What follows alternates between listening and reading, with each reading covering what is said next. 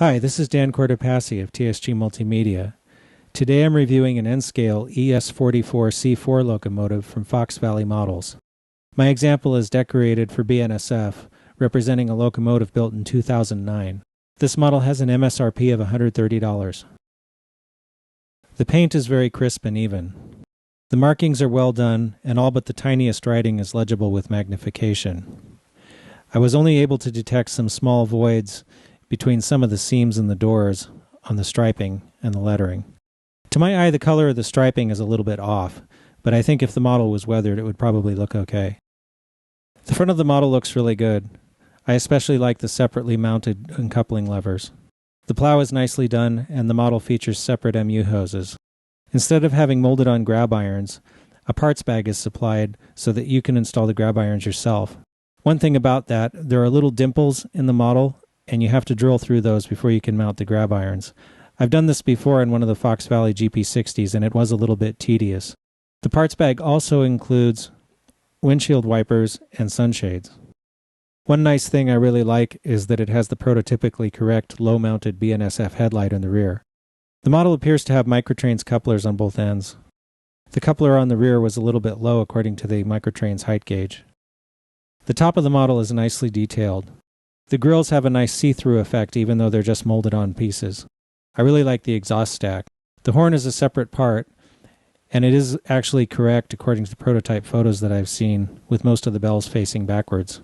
The roof of the cab also appears to be pretty close to correct, although there's some plumbing on the real engine that's not present on the model. Unlike the real ES44C4s, all 6 axles on this model are powered. The real engines only have 4 powered axles.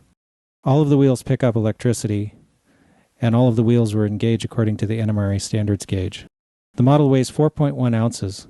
I was able to measure 1.2 ounces of pull on my force gauge, which is really good for N-scale. I'm running the model on DC.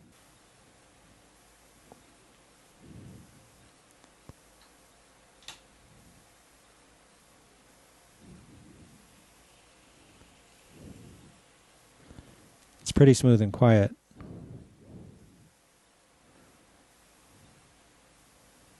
There's a slight hesitation at very low speeds. Probably if you installed a back EMF DCC decoder, that would be taken care of. Like most N-scale diesels, the shell just pulls off. Be careful of this piece here, because it's separate from the rest of the body and tends to get caught up in the mechanism.